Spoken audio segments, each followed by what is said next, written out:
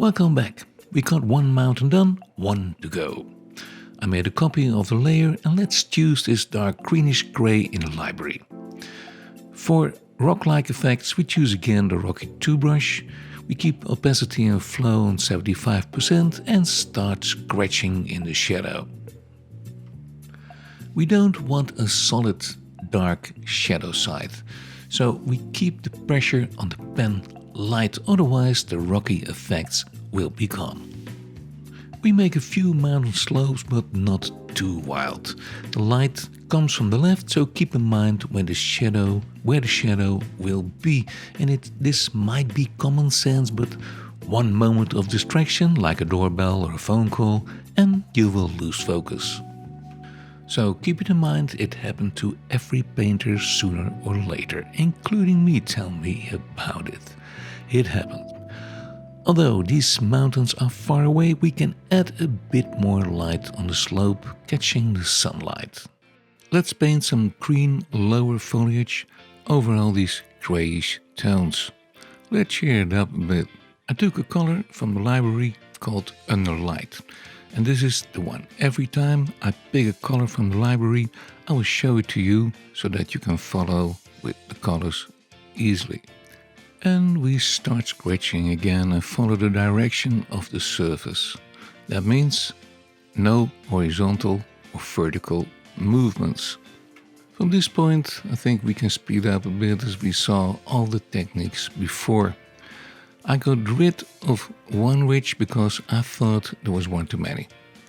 And let's add a darker tone. Yes, it's working great. And let's look at it from a distance. You might know that every painter will look at his work from a distance so now and then.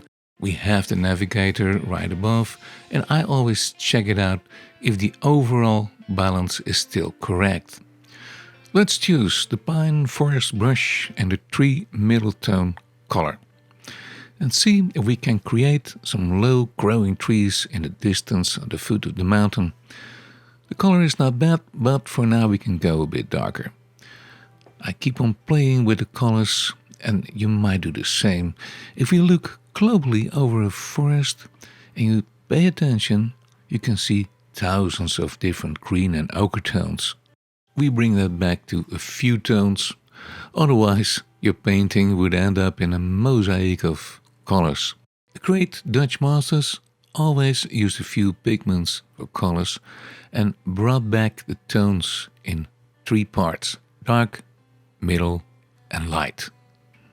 In the meantime, I started with the smudge tool, and we can do the same technique as the other mountain ridge. We make this sharp looking ridge blurry again. And we work till the whole ridge is blurry enough, and then we Ctrl Shift N and make a new layer.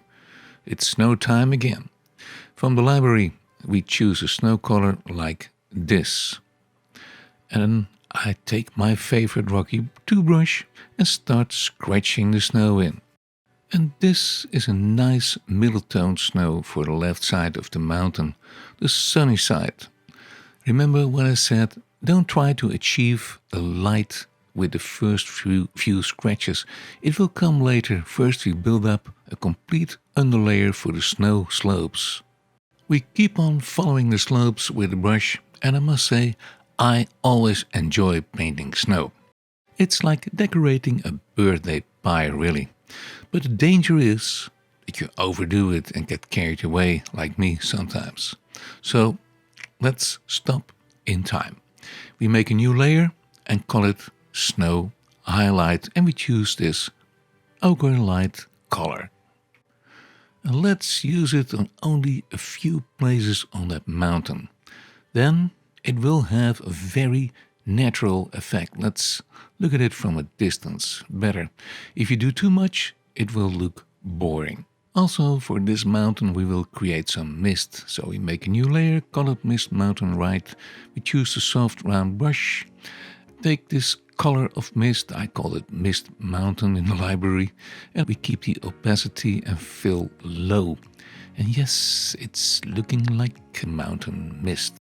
It might be a good idea to flip the canvas so now and then to look at the painting with a fresh eye. Suddenly, you might notice little mistakes. In Photoshop, you click on Image, scroll down and click on Flip Horizontal, and suddenly it's a different world. I forgot to record this in Photoshop, sorry, so I do it in Premiere Pro, but the effect is the same. It's all looking good, so we go back to the normal picture. On the foot of the hill, we can do a bit more fog or mist. And then we're done with these two mountains. Before we go on, let's do some housekeeping, as always. We shift select all layers of the left mountain, then Ctrl G and we have a group. And we call it Mountain Left. Let's select all layers from the right mountain and we do the same trick. Ctrl G and we have a group again and name it Mountain Right. We don't need the copies anymore, so away with them. There's also an empty layer and let's get rid of that also. The advantage of having groups is that we can play with opacity. Let's turn down the opacity of the left mountain and yes, it's looking nice and misty, a bit more mysterious. And as we like to create a story with this painting, I think we are doing pretty good. See you in the next lesson.